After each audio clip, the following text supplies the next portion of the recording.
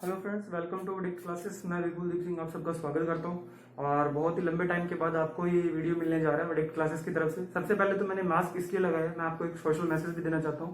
Mask जरूर use करें आप, ठीक है। और जब भी अपनी बारी आए वैक्सीन जरूर लगाएं, ठीक है जी। तो अपना ध्यान रखें, अपने आसपास सबसे इंपॉर्टेंट लोगों का ध्यान रखें, अपने मम्मी पापा का ध्यान रखें, अपने फ्रेंड्स का ध्यान रखें, ठीक है जी। ये सोशल मैसेज की बात हुई। अब बात करते हैं कि सबसे पहले मैं आपको बता दूं, आप रीजन जानना चाहते होंगे कि सर इतने लंबे टाइम तो कोई वीडियो क्यों नहीं आया। द रीजन बिहाइंड दिस कि मेरे लेग में इंजरी हो गई थी, अभी भी मैं 20 मिनट से ज्यादा खड़ा नहीं हो सकता, इसकी वजह से टाइम लग गया, वीडियो नहीं आ पाया। लेकिन अब हम कोशिश करेंगे, मैं भी कोशिश करूंगा कि पूरी तरह से मैं आपको फिर से वैसे ही हम वीडियो लेक्चर जो है प्रोवाइड करवा सके, ठीक है। अलग अलग सब्जेक्ट के, जैसे हमने एनवायरमेंटल इंजीनियरिंग का पूरा आपको करवाया था सिलेबस, जितना हो सका 70% तक बिना टाइम वेस्ट किए, ठीक है। हाँ, थोड़ा बहुत टॉपिक बच गया था, लेकिन जो रैंडम टॉपिक्स थे, एमएसडब्ल्यू था, काफी हेल्पफुल रहा। बहुत सारे बच्चों के मैसेज भी आए मेरे पास, और जो अपनों ने करंट अफेयर के वीडियोस भी कलेक्ट किए थे, उनमें से भी बहुत कुछ है। चलिए, RMSSB का जैसा कि आप सबको पता है, राजस्थान जेई का जिन लोगों ने फॉर्म अप्लाई किया हुआ था, राजस्थान जेईएन का, उनका एग्जाम जो है डिग्री वाला, वो पोस्टपोन हो चुका है। डिग्री वाला एग्जाम जो है वो क्या हो चुका है, पोस्टपोन हो चुका है। और अब इसकी कोई भी डेट फिक्स्ड नहीं है कि कब होगा, ठीक है। सबसे पहली बात तो ये एग्जाम जो है, ये आपका ये मानकर चलिए कि जुलाई और अगस्त से पहले इसकी कोई डेट नहीं आएगी, कोई पॉसिबिलिटी नहीं है। और कहा जाए तो इससे ज्यादा ही लंबा ये आगे आ जाएगा। अच्छा, इस करंट सिचुएशन के अंदर आपको अब कौन से कंपटीशन एग्जाम की तैयारी करनी है, ठीक है। इससे रिलेटेड क्या होगा, आपके दिमाग में बहुत सारा जो है कंफ्यूजन चल रहा होगा। किसी के दिमाग में आ रहा होगा कि सर मैं अभी DFCCIL का रिक्रूटमेंट निकला हुआ है, ठीक है, इसकी तैयारी कर लो, नंबर एक। किसी का हो रहा होगा कि सर अभी 2-4 दिन पहले NWDA की वैकेंसी आई है, नेशनल वाटर डेवलपमेंट एजेंसी, यहां पर 16 पोस्ट है जेईएन की, ठीक है, इसकी प्रिपरेशन कर लो। कुछ बच्चे ऐसे हैं जो पंजाब और हरियाणा साइड के हैं, उनके लिए ये है कि वो ये उन्होंने तो अप्लाई किया ही है फॉर्म, पंजाब में काफी अच्छी वैकेंसी आई थी, ठीक है। अगर मैं बात करूं पीपीएससी की, पीपीएससी, जेईएन और एसडीओ, यहां पर अगर हम वैकेंसी की बात करें तो जेईएन की वैकेंसीज लगभग अराउंड ये 1100 वैकेंसीज है। लेकिन यहाँ पर राजस्थान, एमपी और अगर मैं बात करूं हिंदी भाषी राज्य जो है, जहां पर थर्ड लैंग्वेज जो है, अगर मैं बात करूं यहाँ पर थर्ड लैंग्वेज की बात करूं तो थर्ड लैंग्वेज जो है यहाँ पर वो चलती है संस्कृत, ठीक है। और यहाँ पर एक मैंडेटरी कंडीशन है पंजाब में अप्लाई करने के लिए, आपके पास 10th में पंजाबी कंपलसरी है, ये होनी चाहिए, उसके बाद ही आप फॉर्म अप्लाई कर सकते हैं, ठीक है। तो ये तो कट गया, यहां पर तो वही अप्लाई कर सकता है जिसके पास 10th में पंजाबी है।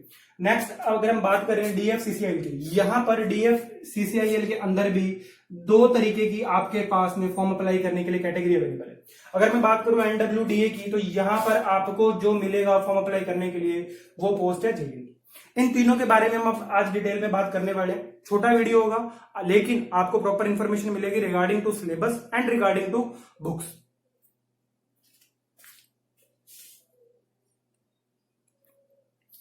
चलिए, सबसे पहले बात करेंगे हम यहां पर आपका NWDA लेटेस्ट नोटिफिकेशन जो आया है, आपका NWDA का आया है, और इसके अंदर जो रिक्रूटमेंट है वो 16 पोस्ट है और वो जेईएन की है, ठीक है। इंडिविजुअली हम हर एक के ऊपर बात करेंगे, NWDA, फिर DFCCIL, और फिर हम लास्ट में आएंगे पीपीएससी के ऊपर, ठीक है।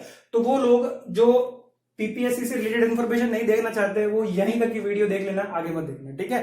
तो स्टार्ट करेंगे हम सबसे पहले NWDA की। जैसा कि आपने अभी तक नोटिफिकेशन सब लोगों ने रीड कर लिया होगा, और अगर नहीं रीड किया तो कॉमन इंफॉर्मेशन जो है रिगार्डिंग द सिलेबस, एग्जाम कैसा आता है उससे रिलेटेड, और इसमें सिलेबस क्या रहने वाला है, वो सारी इंफॉर्मेशन मैं आपको प्रोवाइड कर देता हूं, ठीक है।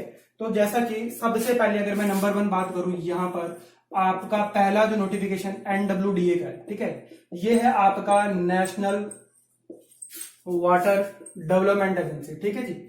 यहां पर अगर बात करें रिक्रूटमेंट, और भी बहुत सारी आई हैं, हमारे लिए काम की कौन सी है, जेईएन सिविल की, ठीक है। यहां पर आपको मैं अगर बात करूं क्वालिफिकेशन की, तो एसेंशियल क्वालिफिकेशन जो है वो किया गया है, एसेंशियल जो है वो डिप्लोमा किया गया है, ठीक है। डिप्लोमा है यहाँ पर एसेंशियल, लेकिन यहाँ पर जो डिजायरेबल अगर क्वालिफिकेशन में आप देखोगे तो डिग्री मांगी गई है, डिग्री, ठीक है, BE और BTech सिविल इंजीनियरिंग वाले अप्लाई कर सकते हैं। अच्छा जी, यहाँ पर पोस्ट है 16 पोस्ट है। अच्छा, अब बात करते हैं कि यहां पर फॉर्म अप्लाई करने की डेट क्या है। फॉर्म अप्लाई करने की डेट में अगर मैं आपको बताऊं तो ये आपकी डेट जो है रजिस्ट्रेशन करने के लिए, ऑनलाइन रजिस्ट्रेशन जो है वो स्टार्ट हो चुका है। आपका ये 10 मई 2021 से इसका रजिस्ट्रेशन स्टार्ट हो चुका है, ठीक है। और लास्ट डेट जो है यहाँ पर अप्लाई करने की, लास्ट एप्लीकेशन आप कर सकते हो, लास्ट एप्लीकेशन जो है क्लोज डेट वो कब की है, वो अगर हम बात करें तो ये है आपकी 25 जून की, ठीक है, 25 जून की। अब सबसे इंपॉर्टेंट बात ये आती है कि सर यहाँ पर फॉर्म भरने की फीस क्या रहेगी, क्यों? क्योंकि देखो 16 पोस्ट है, बहुत सारे बच्चे यहां देख करके सर ये जेईएन की जो यहाँ पर पोस्ट है 16 पोस्ट है ओनली, फिर इसमें डिग्री और डिप्लोमा दोनों अलाउ है। तो थ्रू आउट द इंडिया, अब ये नेशनल की वैकेंसी है ना, देख लो नेशनल स्तर पर वैकेंसी है, ठीक है। तो यहाँ पर बहुत सारे फॉर्म अप्लाई लोग ये सोचकर नहीं करते कि सर बहुत सारे फॉर्म भरे जाएंगे। कुछ लोग ये सोचकर फॉर्म नहीं भरते कि सर यहाँ पर पोस्ट जो है वो कम है, 16 पोस्ट है, हमें तो बस इतने में सर क्या होगा, इतने में तो वो ही ले जाएंगे, इंटरनल कैंडिडेट सेटिंग होती है सर, ये सब बातें जो है वो चलती रहती हैं, ठीक है। तो ये आपको डिसाइड करना है। मैं कहूंगा आपको इसके लिए जाना चाहिए, एनडब्ल्यूडीए के लिए जाना चाहिए, क्योंकि ये एग्जाम ऐसा है, लिमिटेड सिलेबस है इसके अंदर, ठीक है। वाटर से रिलेटेड आप देख रहे हो, और यहाँ पर वाटर से रिलेटेड ही सब्जेक्ट जो है, लास्ट टाइम भी जब ये एग्जाम हुआ था तब वाटर से रिलेटेड सब्जेक्ट ही पूछे गए थे, और इस बार भी होपफुली उम्मीद करता हूं, अभी तक सिलेबस जो है वो इश्यू नहीं हुआ है। कुछ वीडियोस आपको यूट्यूब पे मिल रहे हैं जिनमें सिलेबस बताया जा रहा है, लेकिन फिर भी अगर वैसा रहा, सब कुछ चेंज नहीं होता, पूरा पैटर्न जो है एग्जाम का ऑब्जेक्टिव टाइप रहा, सीबीटी हुआ, ऑनलाइन एग्जाम है, वो तो है ही सारा, लेकिन अगर सिलेबस में लास्ट वाला सिलेबस रिपीट होता है तो आप ये मानकर चलिए कि 6 से 7 सब्जेक्ट ही होंगे सिविल इंजीनियरिंग के, इससे ज्यादा नहीं होंगे, ठीक है। अब इसके लिए बात करते हैं फीस की। अगर मैं बात करूं यहां पर फीस की, तो फीस रहने वाली है जनरल एंड ओबीसी के लिए ये आपकी 840 रुपीज रहेगी, ठीक है जी, फॉर्म अप्लाई करने के लिए।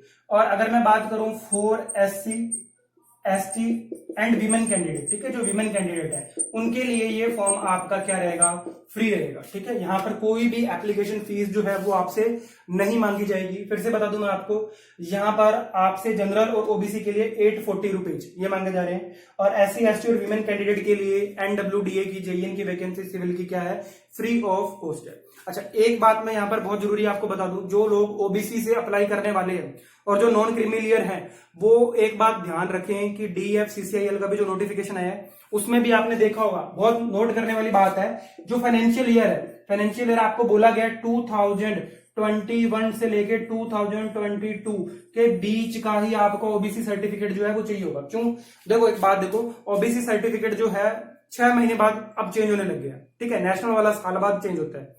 पहले क्या होता था, इसकी वैलिडिटी ज्यादा थी, 3 साल तक वैलिड था ये, लेकिन अब 6 महीने साल बाद जैसे जैसे हमारी इनकम चेंज होती है सर्टिफिकेट चेंज करवाना पड़ता है। तो ये आप देखना, जब आप रजिस्ट्रेशन भी करोगे डीएफसीसीआईएल के लिए तो वहां पर आपको सिर्फ जो ऑप्शन है वो 2020 और 2021 मिल रहा है, लेकिन उन्होंने कहा कि डॉक्यूमेंट वेरिफिकेशन की डेट और बाकी सारी इंफॉर्मेशन जो है उसके रिगार्डिंग अगर आप टोटल वैकेंसी मतलब रिजल्ट के बाद डीवी तक अगर आप पहुंचते हो तो आपको ओबीसी सर्टिफिकेट जो है 2021 से 2022 के फाइनेंशियल ईयर का होना चाहिए। पहले नोट करके रख लेना, ये बात बहुत बार क्या होता है, एसएससी क्या, अगर आपने जेईएन का डीवी करवाया तो बहुत सारे बच्चों को रिजेक्ट कर दिया जाता है वहां पर सिर्फ ओबीसी के सर्टिफिकेट को ही लेकर। या मैं अगर बात करूं, देखो एससी एसटी में तो कोई प्रॉब्लम नहीं है, वहां पर कोई फाइनेंशियल है नहीं, सिर्फ नॉन क्रीमिलियर और अभी ईडब्ल्यूएस वालों के साथ भी ऐसा हो रहा है। तो ध्यान रखें, दो कैंडिडेट जो ईडब्ल्यूएस के हैं और ओबीसी एनसीएल नॉन क्रीमिलियर के, फाइनेंशियल ईयर ध्यान रखना डीएफसीसीएल के फॉर्म के अंदर, ठीक है। नेक्स्ट हम बात करते हैं डीएफसीसीएल की, जो यहाँ पर रिक्रूटमेंट जो है इससे बड़ी रिक्रूटमेंट है एनडब्ल्यूडीए से, ज्यादा पोस्ट अवेलेबल है अप्लाई करने के लिए, ठीक है। अगर बात करूं मैं सिलेबस की, तो आपको देखना यह है कि यहां पर एनडब्ल्यूडीए का अगर मैं सिलेबस बताऊं आपको, तो आप ये मान सकते हो कि अगर आपके मोस्टली 7 to 8 सब्जेक्ट आपके जाएंगे एग्जाम के अंदर। सिलेबस अभी तक आया नहीं, फिर भी मैं आपको एक आइडिया दे रहा हूं, अगर पीछे वाला जो पैटर्न रिपीट होता है उससे, तो आपको यहां पर इन्वायरमेंटल इंजीनियरिंग इंपॉर्टेंट हो जाता है, यहां पर आपको हाइड्रोलॉजी इंपॉर्टेंट है, यहां पर आपको इरिगेशन इंपॉर्टेंट है, ठीक है जी, और इसी के साथ आपका फ्लूइड मैकेनिक्स और एचएम हाइड्रोलिक मशीनरी, ये सब सब्जेक्ट जो है वाटर से रिलेटेड सब्जेक्ट जो है आपके यहां पर इंपॉर्टेंट है। चलिए अब हम बात करते हैं नेक्स्ट डीएफसीसीआईएल की, ठीक है। डीएफसीसीआईएल के बारे में आपको बताता हूं मैं। डीएफसीसीआईएल में आपके पास दो जगह पर दो कैटेगरीज अवेलेबल है आपके पास फॉर्म अप्लाई करने के लिए। डीएफसीसीआईएल में एक पोस्ट तो है आपके लिए जूनियर मैनेजर की और दूसरी आपके लिए एग्जीक्यूटिव की, ठीक है। सिविल वालों के लिए 2 पोस्ट यहां पर फॉर्म अप्लाई कर सकते हैं, 2 पोस्ट के लिए। पहला जो है वो है आपका जूनियर मैनेजर, ठीक है जी, जूनियर मैनेजर का है, और यहां पर एज ग्रुप जो है ये ध्यान रखना, यहां पर एज ग्रुप जो कहा गया वो कहा गया 18 to 27। बहुत सारे लोग 27 से ऊपर भी होते हैं। तो मैं आपको बता दूं कि यहां पर अगर ओबीसी कैंडिडेट अप्लाई करना चाहते हैं और वो कौन से हैं, नॉन क्रीमिलियर वाले, तो वो यहां पर कर सकते हैं, ठीक है। लेकिन जो जनरल के कैंडिडेट हैं, जनरल वाले, अगर वो 27 प्लस हैं तो वो अप्लाई यहां पर नहीं कर सकते। सबसे बड़ी बात यह है। दूसरी बात, जूनियर मैनेजर के लिए जो क्वालिफिकेशन मांगी गई है, ठीक है, फॉर्म अप्लाई करने के लिए जो क्वालिफिकेशन मांगी गई है वो है आपकी बीटेक सिविल। यहां पर अगर मैं बात करूं पोस्टों की, ठीक है, जूनियर मैनेजर की अगर मैं पोस्ट की बात करूं आपके पास, तो यहां पर टोटल जो आपके पास पोस्ट अवेलेबल है वो है टोटल 31 पोस्ट। 31 पोस्ट अवेलेबल है आपके पास फॉर्म अप्लाई करने के लिए, ठीक है जी। अब ये 31 जो है ये बटी हुई है ओबीसी के अंदर, एससी के अंदर, एसटी के अंदर और जनरल के अंदर, ठीक है। अगर मैं यहां पर बात करूं यहां पर सिलेबस की, आपके सिलेबस की सबसे इंपॉर्टेंट चीज है इस फॉर्म के अंदर जो बच्चे जूनियर मैनेजर के लिए डीएफसीसीएल में अप्लाई कर रहे हैं, ये ध्यान रखना आपको सिलेबस में ये इंपॉर्टेंट नहीं है कि कौन कौन से सब्जेक्ट सिलेबस में है। इस एग्जाम में आपको ये ध्यान रखना है कि सिलेबस में कौन से सब्जेक्ट नहीं है, जिनको हमें नहीं पढ़ना, जिनके ऊपर टाइम वेस्ट नहीं करना, ठीक है। तो मैं आपको वो सब्जेक्ट यहां पर बताऊंगा जो सिलेबस में नहीं है।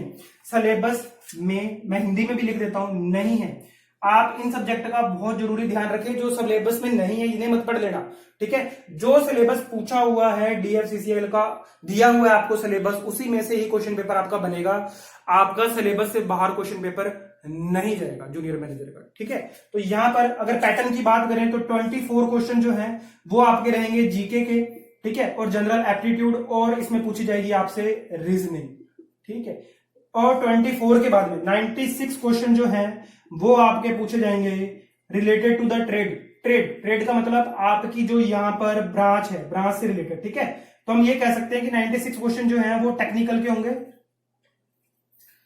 ये मेरी स्पेलिंग पे मत जाना, फिर से आप कहोगे सर स्पेलिंग बड़ी आप मिस्टेक करते हो। टेक्निकल पे मत जाना, ठीक है, सॉरी स्पेलिंग पे मत जाना। टेक्निकल के आपके 96 क्वेश्चन आएंगे। इन 96 क्वेश्चन के अंदर जो सब्जेक्ट आपके सिलेबस में नहीं है ये इंपॉर्टेंट है। देखिए यहां पर सिलेबस में आपके इरिगेशन नहीं है, पहला सब्जेक्ट बता रहा हूं आपको जो नहीं है, ठीक है। फिर से ध्यान से सुन लेना, इनको छोड़ के बाकी सब सब्जेक्ट आपको पढ़ने हैं। इरिगेशन के बाद में आपका हाइड्रोलॉजी नहीं है, ठीक है, हाइड्रोलिक्स आपके सिलेबस में नहीं है, नहीं पढ़ना आपको। फ्लूइड मैकेनिक्स, इरिगेशन, हाइड्रोलॉजी ये सब सब्जेक्ट नहीं पढ़ना। इसके बाद में आपको मैं बताऊं इन्वायरमेंटल इंजीनियरिंग आपको नहीं पढ़ना, ठीक है, इन्वायरमेंटल इंजीनियरिंग नहीं पढ़ना। यहां पर सिलेबस में आपको म्युनिसिपल सॉलिड वेस्ट दिया हुआ है। जूनियर मैनेजर के सिलेबस के अंदर इन्वायरमेंट के पूरे पोर्शन के अंदर से आपको सिर्फ एमएसडब्ल्यू पढ़ना है यहां पर, ठीक है, सिलेबस में है वो। और क्या नहीं है, इरिगेशन नहीं है, हाइड्रोलॉजी नहीं है, हाइड्रोलिक्स नहीं है, इन्वायरमेंटल नहीं है। और इसके अलावा अगर हम बात करें यहां पर तो आपका क्वांटिटी सर्वेइंग भी नहीं, ठीक है। ये सब सब्जेक्ट आपके सिलेबस में नहीं है।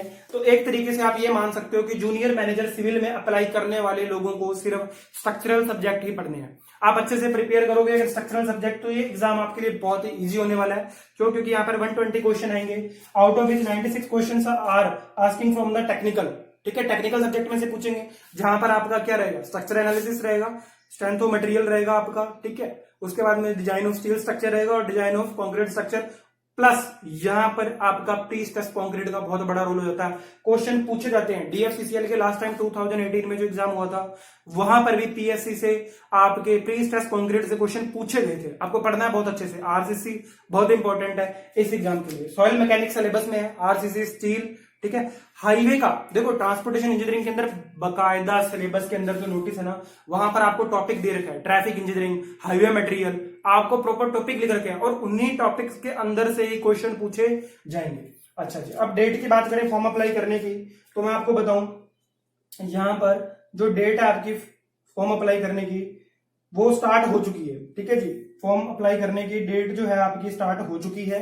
और लास्ट अगर मैं बात करूं तो यहां पर डेट है ये आपकी 24 मई, ठीक है, 24 मई लास्ट डेट है यहाँ पर। 24 या 25 मई एग्जाम की इसकी लास्ट डेट है, ठीक है।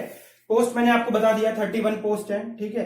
नेक्स्ट यहां पर आती है फीस, एप्लीकेशन फीस कितना है। एप्लीकेशन फीस जो है अगर मैं उसकी बात करूं यहां पर, तो फीस आपसे ले रहा है EWS OBC candidate, OBC candidate, general candidate और ईडब्ल्यूएस, इनके लिए फीस है, बाकियों के लिए फीस नहीं है, ठीक है। और इनके लिए फीस कितना है? जूनियर मैनेजर के लिए अगर मैं बात करूं फीस की, तो वो आपकी है 1100 रुपीज। ठीक है, ध्यान देंगे 1100 रुपीज। और सबसे इंपॉर्टेंट बात, ओबीसी नॉन क्रीमी लेयर वालों को यहाँ पर फाइनेंशियल ईयर 2021 का ही सर्टिफिकेट लगेगा। अगर आप फॉर्म भर रहे हो 2021, ठीक है, समझ रहे हो, मार्च 31 2020 के बाद और मार्च 2021 के बीच का आपका, या अगर आप लेटेस्ट बनवा रहे हो अप्रैल का, मई का। वैसे तो अभी कोरोना का वजह से पेंडेमिक जो है आपको पता, कोविड-19 वाला चल रहा है, तो कोई भी सर्टिफिकेट नए बन ही नहीं रहे हैं। ज्यादातर स्टेट्स के अंदर ही क्या हो रहा है, लॉकडाउन लगा हुआ है। तो आपका अगर जनवरी का या फरवरी का है तो आप बहुत सही हो, अगर आपने अभी 2-3 महीने के अंदर अंदर आपने सर्टिफिकेट बनवाया ओबीसी का या ईडब्ल्यूएस का। चलिए आगे बढ़ते हैं और बात करते हैं यहाँ पर एग्जीक्यूटिव की वैकेंसी के लिए। ठीक है, सिलेबस आप ये ध्यान रखना कि कौन से सब्जेक्ट नहीं पढ़ने। अगर मैं बात करूं यहाँ पर irrigation, hydrology, hydraulics, fluid mechanics, environmental engineering, water से रिलेटेड जो सब्जेक्ट हैं डीएफसीसीएल में आपसे नहीं पूछे जाएंगे, सिलेबस में नहीं दिए हुए हैं। बड़ा लिमिटेड सिलेबस दिया हुआ है, 6 या 7 सब्जेक्ट दिए हुए हैं। क्वांटिटी सर्वे सिलेबस में नहीं है, कंस्ट्रक्शन मटेरियल, ठीक है, और कंस्ट्रक्शन मैनेजमेंट ये आपका सिलेबस में है।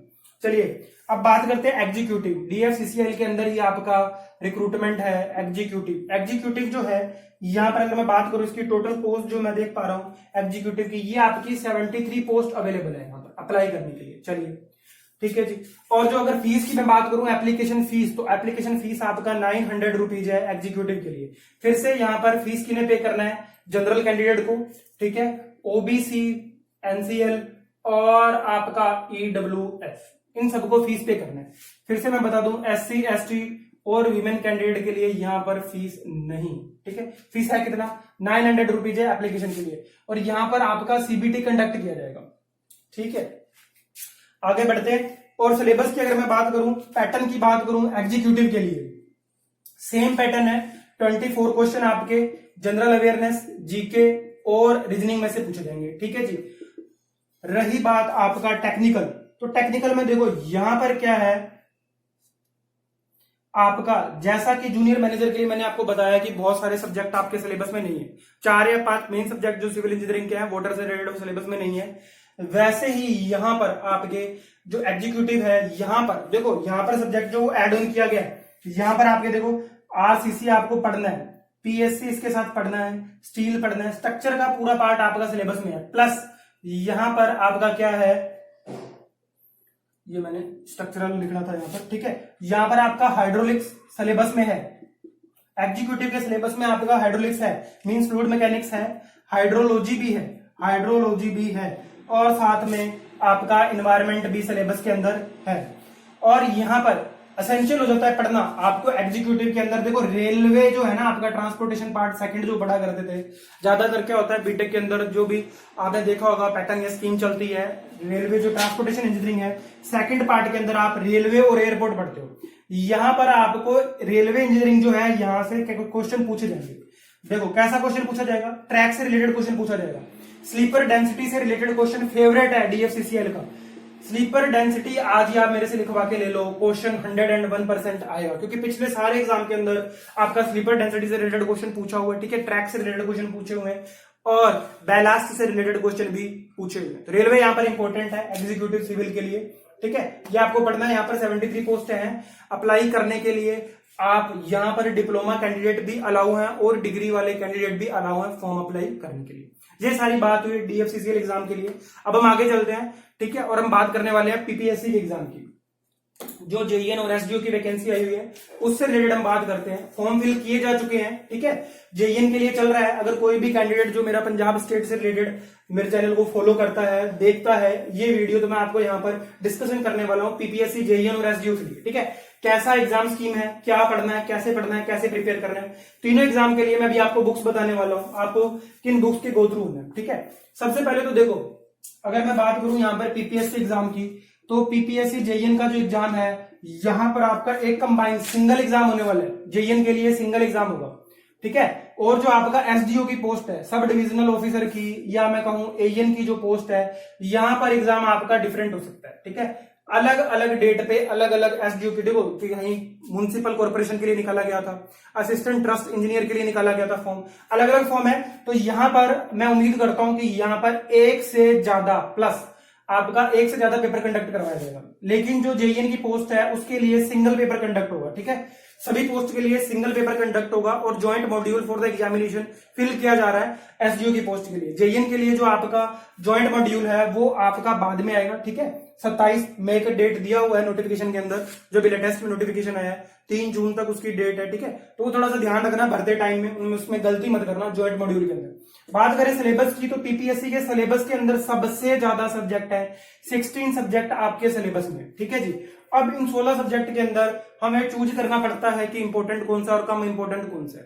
ठीक है, चूज आपको करना पड़ेगा और आपको गो थ्रू पूरे के पूरे सिलेबस से होना पड़ेगा। इसका कारण ये है, अगर मैं बात करूं मिनिमम वेजेस एक्ट की, मिनिमम वेजेस एक्ट, ठीक है, ये आपके सिलेबस में दिए हुए हैं, मिनिमम वेजेस एक्ट है आपका। ठीक है, इसके अलावा अगर मैं बात करूं इथिक्स की, इथिक्स तो जितने भी पुराने एग्जाम हुए हैं, ठीक है, जेईएन के, पीपीएससी पहली बार कंडक्ट करवा रहा है जेईएन का एग्जाम। इससे पहले आपका अलग अलग डिपार्टमेंट इंडिविजुअली जेईएन का एग्जाम कंडक्ट करवाते थे, वहां पर भी सिलेबस के अंदर आपका मिनिमम वेजेस एक्ट जो है, इथिक्स, ये सब हुआ करता था और इसमें से क्वेश्चन पूछे जाते थे। तो ये पॉइंट्स जो है ना आपके मतलब जो मैं आपको ये कहूं कि ये जो एक्स्ट्रा टॉपिक सिलेबस के अंदर दिए हुए हैं, इनको आपको जरूर कवर करना है और इनको मैं आपको कवर करवाऊंगा। इंडिविजुअल आपको इन टॉपिक्स के ऊपर वीडियोस मिलेंगी। देखो, सर्वे आपको बढ़ा देंगे, ठीक है, टेक्निकल सब्जेक्ट आपको बहुत सारे यूट्यूब चैनल्स पर मिल रहा है, हेल्प मिल रही है, लेकिन जो एक्स्ट्रा सब्जेक्ट्स हैं उनसे रिलेटेड वीडियोस नहीं मिल रहे हैं। उनसे रिलेटेड वीडियोस पूरा कंटेंट आपको प्रोवाइड कराया जाएगा वर्डिक्ट क्लासेस की तरफ से।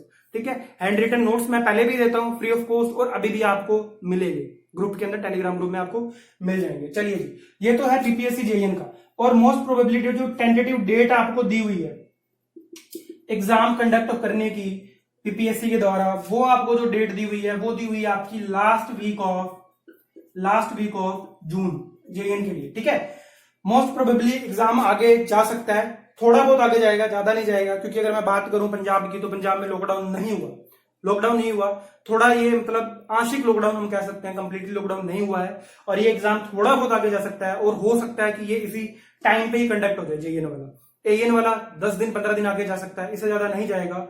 ठीक है, या आप ये भी कह सकते हैं कि सर फॉर्म फिल होने के बाद में, डिमांड ड्राफ्ट भेजने के बाद में, अभी तक मुझे लगता नहीं है कि पीपीएससी इस मूड में है कि एग्जाम को आगे बढ़ाया जाए, क्योंकि अभी लास्ट जाती हुई गवर्नमेंट है और ये मोस्ट प्रोबेबली एग्जाम करवाएगी टाइम पे। ठीक है जी, चलिए 16 सब्जेक्ट है यहाँ पर आपको। देखो ईआरसीडी अगर मैं बात करूं, ठीक है, ये आपका अर्थक्वेक रेजिस्टेंट कंक्रीट डिजाइन जो है ये पूरा पूछा गया है। ठीक है, मटेरियल की बात करूं, मटेरियल पूछा गया आपसे, मैनेजमेंट, प्रोजेक्ट मैनेजमेंट पे आपसे क्वेश्चन पूछे जाएंगे। ये कुछ अलग टॉपिक हैं जो नॉर्मली हमें कॉम्पिटिटिव एग्जाम के अंदर, अगर मैं बात करूं एसएससी जेईएन में या फिर मैं बात करूं स्टेट गवर्नमेंट के अंदर नहीं मिलते। थोड़ा सा सिलेबस यहाँ पे वास्ट है, एक एग्जाम कंडक्ट होने वाला है, लेकिन क्वेश्चन जो है आपसे पूछे जाएंगे, सभी सब्जेक्ट में से पूछे जाएंगे, सभी टॉपिक में से पूछे जाएंगे। ठीक है जी,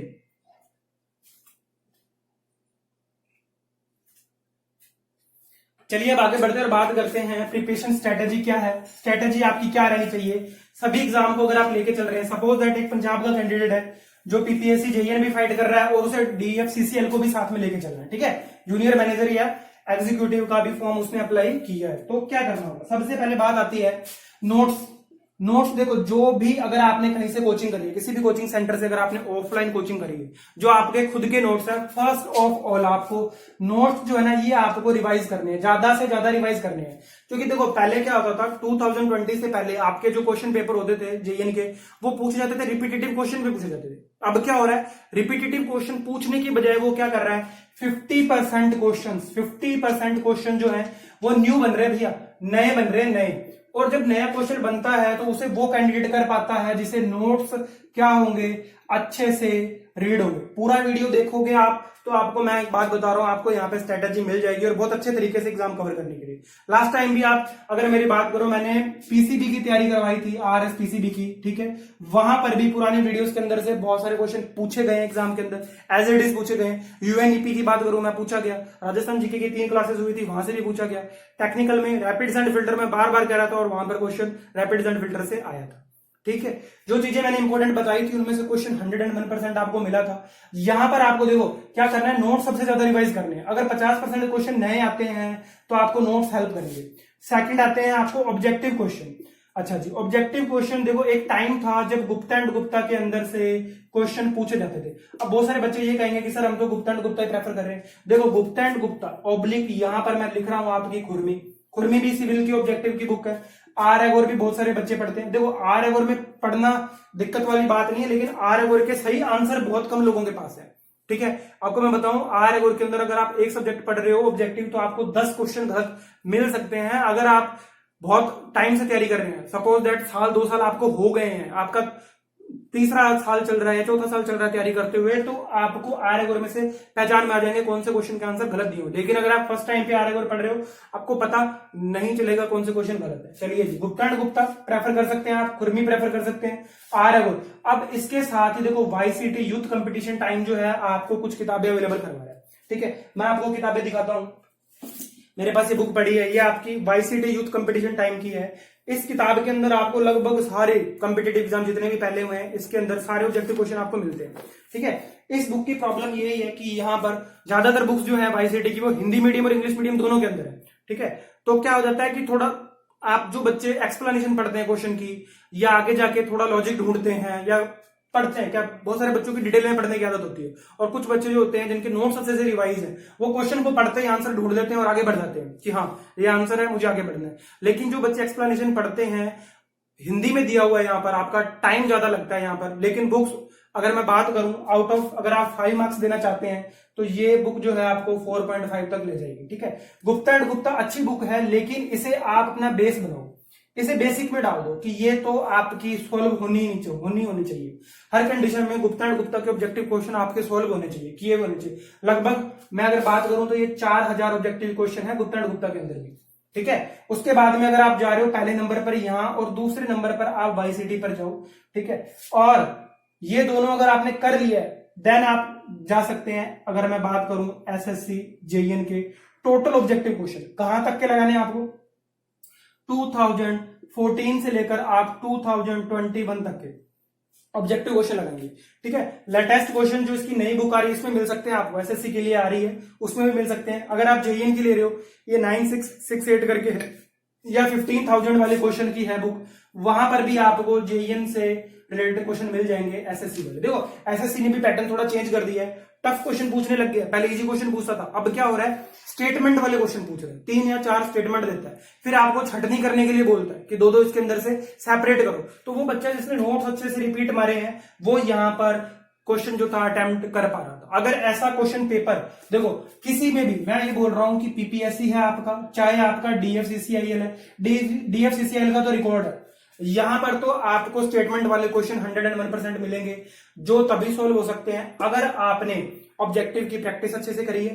प्लस ईएससी के जो ऑब्जेक्टिव है ना आपके, अगर आप डीएफसीसीएल देने जा रहे हो, तो ईएससी के जो आपके ऑब्जेक्टिव है कब तक के, देखो 2010 से बाद के बहुत ज्यादा इंपॉर्टेंट हो जाते हैं। 2010 से बाद के जो ऑब्जेक्टिव क्वेश्चन है बहुत इंपॉर्टेंट हो जाते हैं, और 2010 से पहले के जो ऑब्जेक्टिव क्वेश्चन है वो मोस्ट प्रोबेबली सभी कंपिटेटिव एग्जाम के अंदर पूछ लिए गए हैं, और आपको उनमें से 80% क्वेश्चन याद होंगे।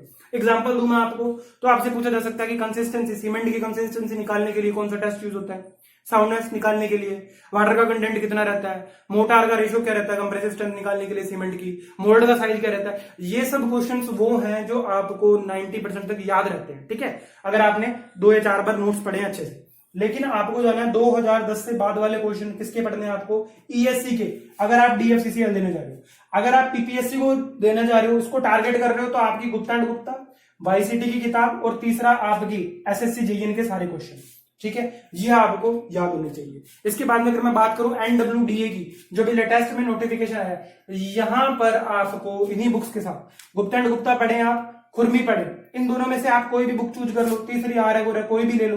देखो सभी बुक आपने पढ़ ली तो बहुत अच्छा है, लेकिन सभी अगर हम नहीं पढ़ सकते तो आप देखो ज्यादातर बच्चे जो हैं यहां पर क्या करते हैं, एसएससी जेईएन के क्वेश्चन याद करते हैं। तो एसएससी जेईएन के जो क्वेश्चन है ना 2016 तक के, वो आपके क्या थे, 1 लाइनर थे, वो आप सोल्व कर सकते हो इजीली। लेकिन 2016 से बाद में आपने देखा होगा एसएससी अपने लेवल को बढ़ाता चला जा रहा है, एग्जाम को ऊपर करता चला जा रहा है, स्टेटमेंट कंक्लूजन वाले क्वेश्चन डाले जा रहे हैं, न्यूमेरिकल क्वेश्चन डाले जा रहे हैं। अगर मैं बात करूं OMC, optimum moisture content, irrigation का फील्ड कैपेसिटी से रिलेटेड क्वेश्चन डाला जा रहा है। ठीक है, जो कई बार क्या होता है, टफ कैलकुलेशन होती है, क्वेश्चन सोल्व नहीं हो सकता है, एसएसडी की कैलकुलेशन करवाता है आपसे।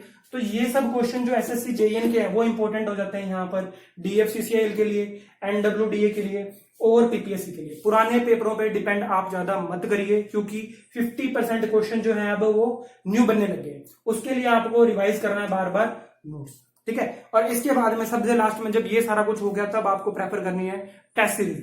टेस्ट सीरीज देखिए, आपको अगर ऑनलाइन एग्जाम हो रहा है तो ऑनलाइन ही टेस्ट सीरीज देनी है आपको।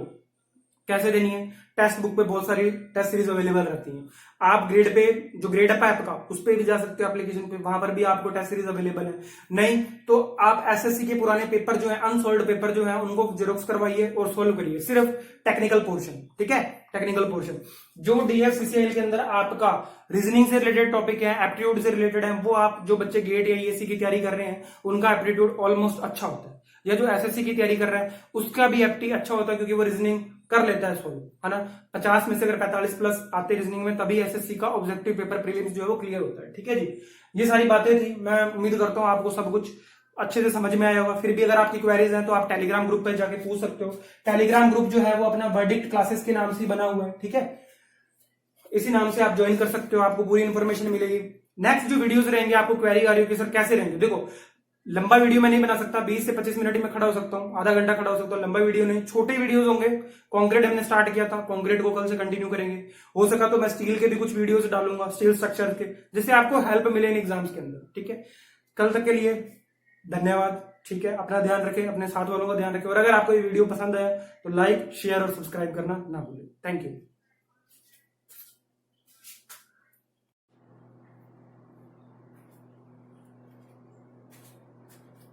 Hello friends, welcome to Verdict classes. मैं विपुल दीप सिंह आप सबका स्वागत करता हूं।